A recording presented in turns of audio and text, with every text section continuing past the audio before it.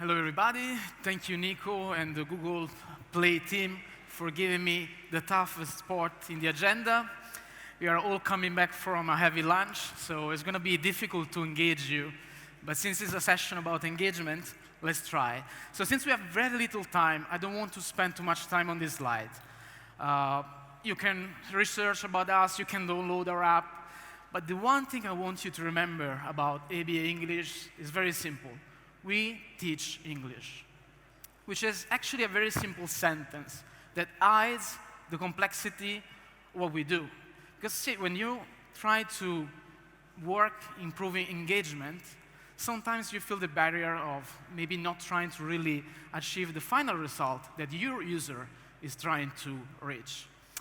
Put it simple, the final goal for our users is to learn a language. Can we really measure the fact that the user is progressing in learning language with the classic metrics that we have for engagement? So basically, a few years ago, we were asking ourselves this question: is quantitative data enough for us to measure the efficiency of our method?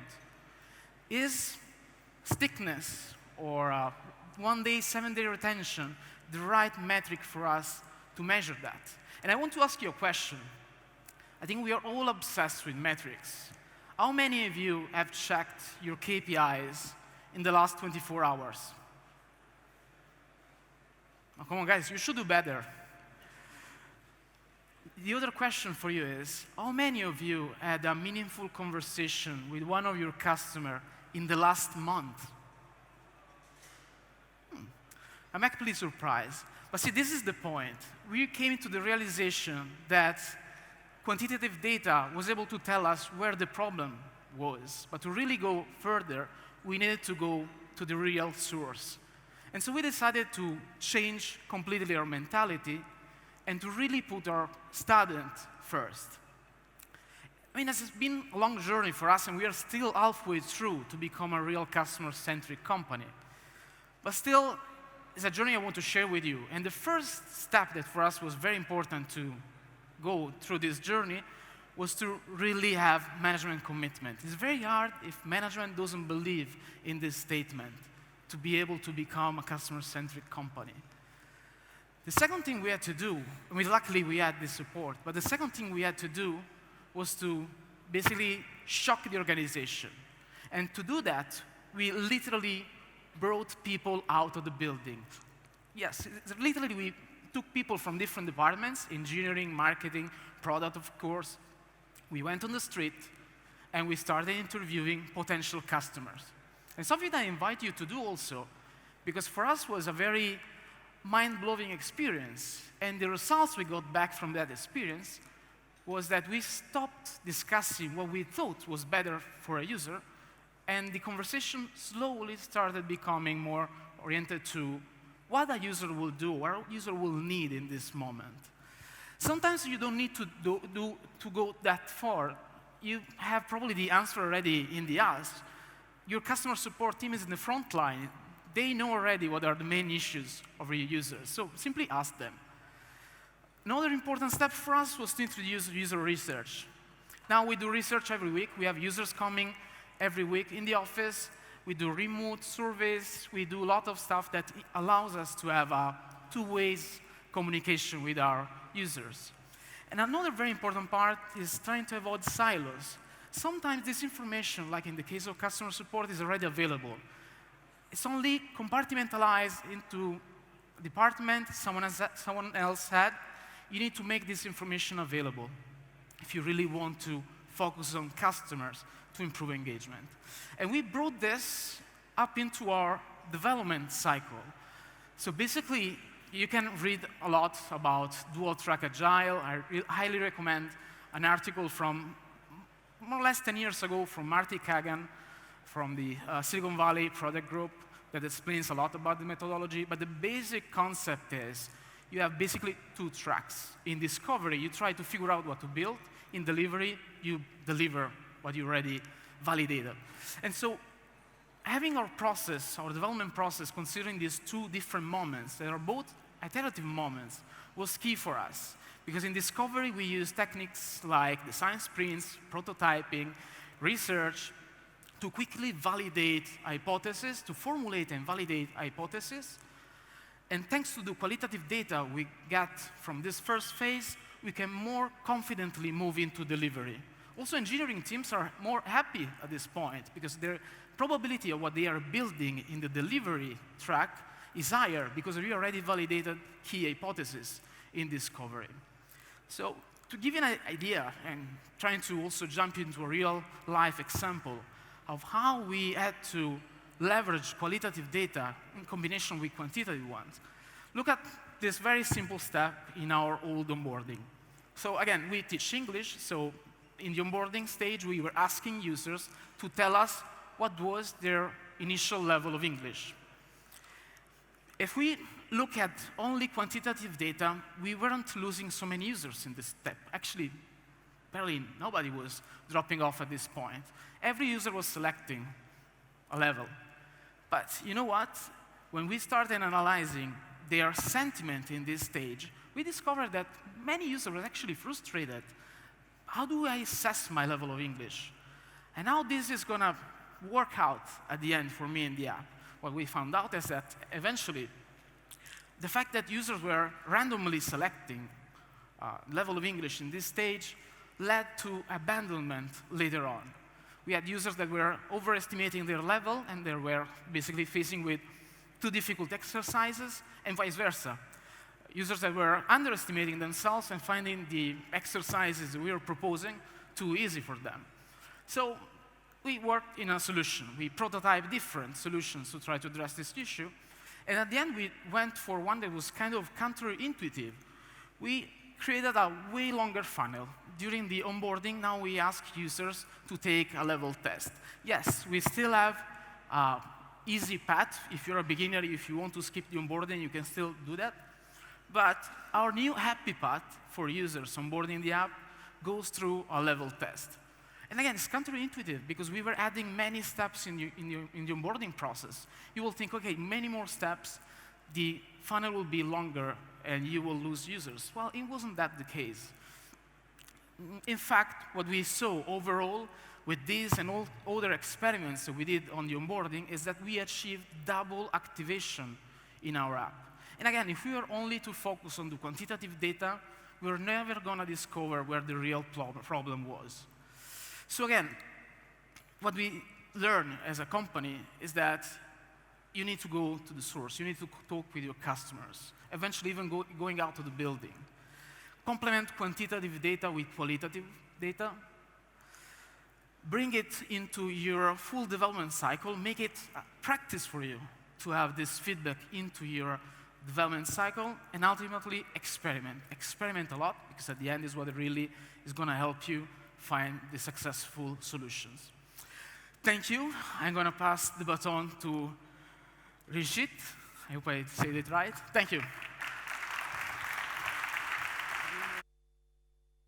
Okay.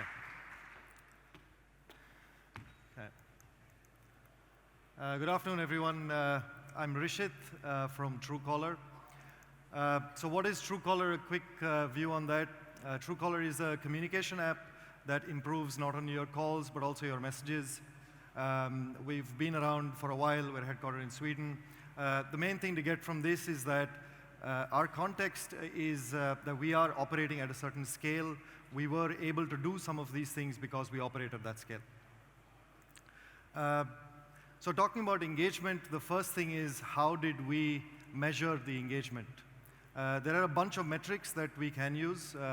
We looked at sessions per DAO, time spent, but then we stuck to DAO-MAO ratio.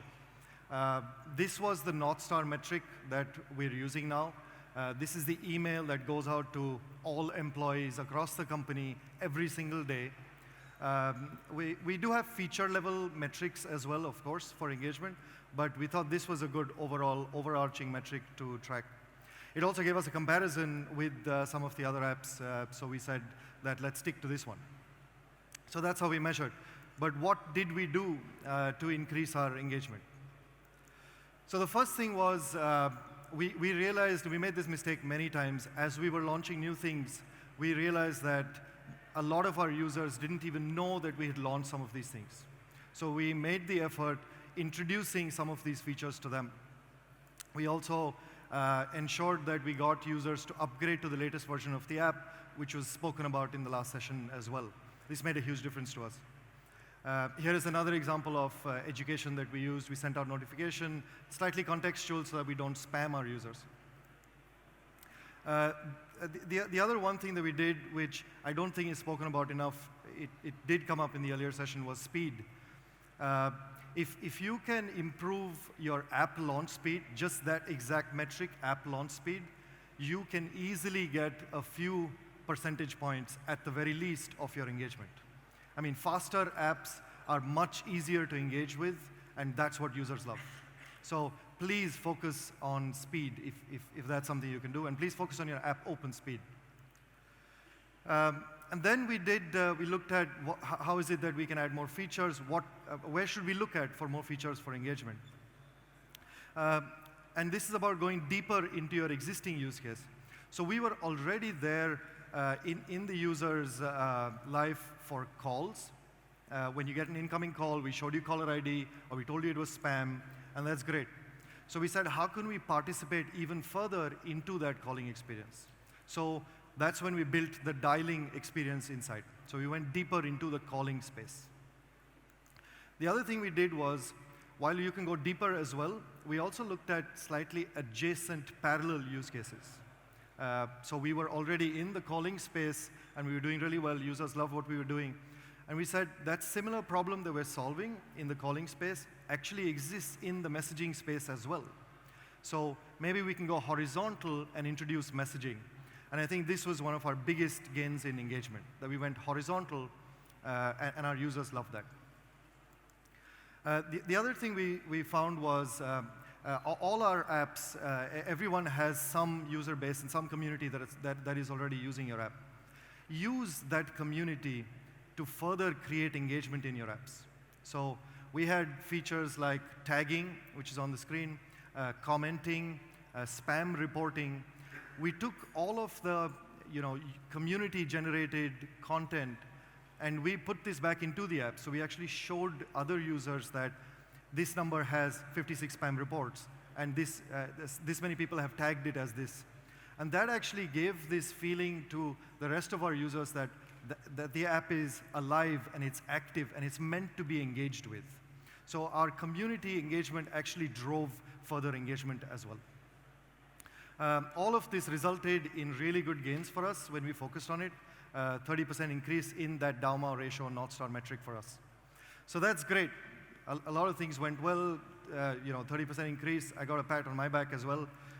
But we were hurt in many different ways, and here are some examples of that. The first one was, so we educated our users, we pushed them to learn new features that we have, but we really annoyed our users. We were hammered in the App Store for our ratings and reviews, and we had to pause our roadmap to focus on some of these things, and that really hurt us. So be careful when you're educating users that you don't go overboard. Keep track of these things closely. Also, what happened was, while we were focused on this North Star metric, we started ignoring the key stats that are available on Android Vitals that was there in the earlier session. Specifically, crash rate, wake locks. These things hurt us also. Uninstall rates went up. Our ratings went down. So always, when you're adding new stuff, please make sure you're tracking Android Vitals as well, because we've learned the hard way that it really makes a difference. The third one is, you can obsess about this metric, any metric, some North Star metric for your app, but don't get obsessed, don't make your roadmap obsessed with that metric. Because what will then start happening is you'll forget that users actually don't give a shit about your engagement. They care about their life and how you're improving their life. You have to keep adding stuff that adds value to your users. Otherwise, your competitors will go ahead of you. You will, where you want to take your users strategically, you will lose out on those aspects. So I would say, I think the theme of this talk is exactly what I should end with, that you should do less, do it better, and I think that's what will likely get you more engagement. With that, I will hand over to Timur from Baddoo.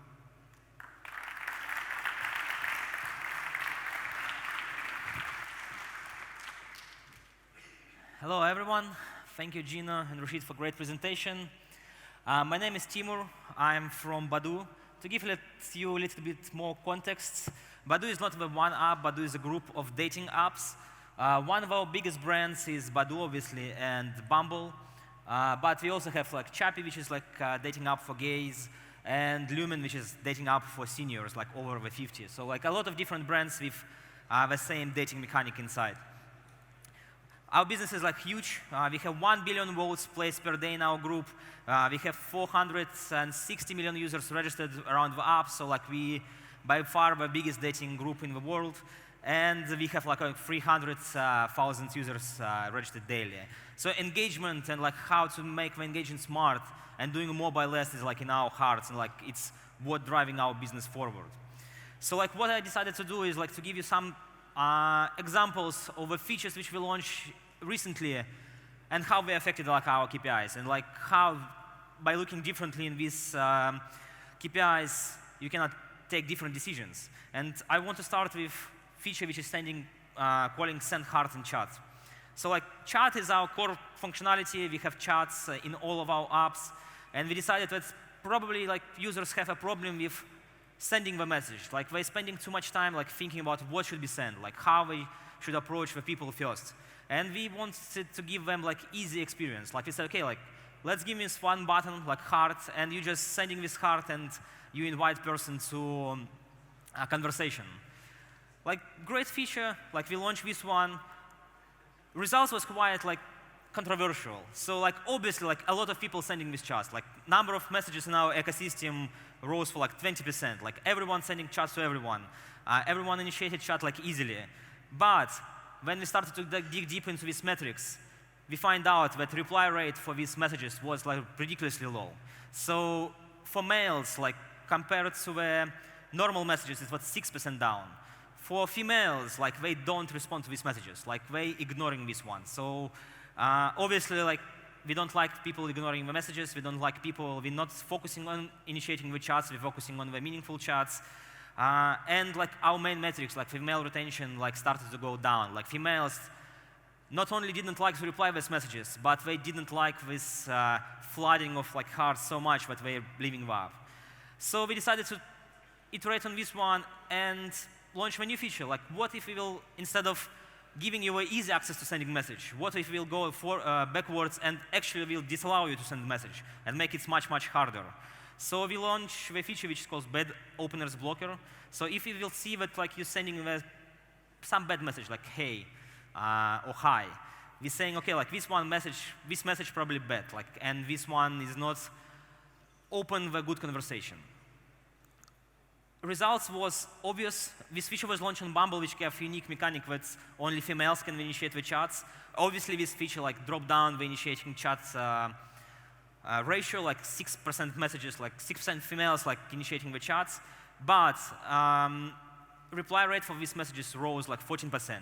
And we have this metric which is called meaningful chat. It's like how much messages was sent, like what was the reply rates, like all of more. It's giving us overall score of the quality of a chat. It rose 7%. So by sending less messages, we actually improve the ecosystem for our users. By actually like sending more meaningful messages and exchanging like in the more meaningful conversations. I will jump for more complex examples. And the first one is push messages controlled by algorithm. So Rishit rose like and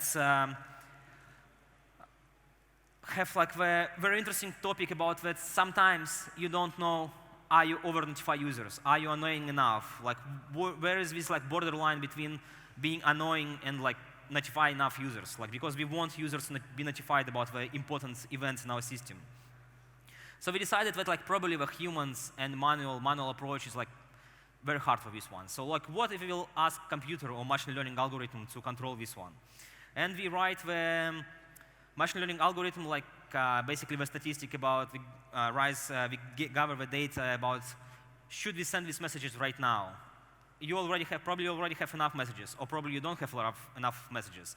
And based on this data, we decided should we be notified about this event right now, or we should postpone this one. So we launched this feature recently, and results was quite surprising. For males, we dropped total number of messages 30%. For females, we more than halved the number of messages we sent for females. Obviously, it means that for some of them, we was not over-notifying, but borderline annoying. And interesting fact that although we send less messages for females, we notify them less. And in our industry, obviously, retention is always linked to the number of messages, number of push notifications, number of users you return back. But what we learn is that by sending less messages, we actually retain and we actually return back to our app more females, they're more inclined to return back. Another one is matching algorithm. Obviously, with dating, matching is our core service, core functionality. All of our app have matching game. When you match with people, you vote, you show interest, you say that I'm not interested in if both of you are interested, it is match, and we open the conversation functionality for you. So for the last couple months, we was focusing on this core experience, how we can improve this one. What is the main metric for this one?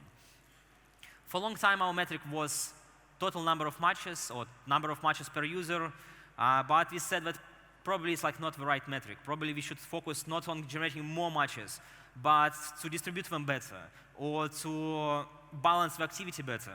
So we launched a new algorithm, and results in some countries, obviously, we operate on 170 markets. Some markets work better, some markets work slightly less better. After launching the new algorithm, total number of matches wasn't changed. So from perspective of these KPIs, it was failed experiment. We spent half a year and achieved nothing. But when we started to look broader on the broader topic, what we noticed is that actually 20% of users now have match. Obviously, if you're focusing on the total number of matches per user, you can have one user with 10 matches and another user with 0.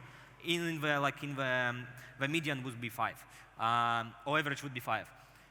So obviously we generate more matches for the users without them. So it's now more users now ecosystem have match. They have, and 50% more of them have yes vote, which is sometimes people vote yes on you and you don't vote yes on them, but it can happen.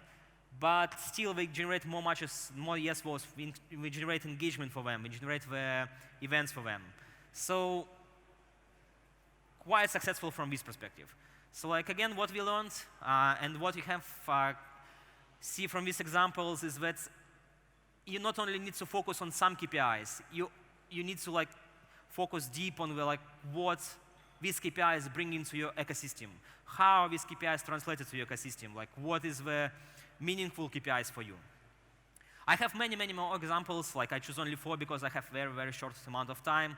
If you want to discuss, I would be somewhere near the coffee shop. Please join me. Let's discuss, and I will share with you more. Thank you everyone for your attention. Going back to the Nico.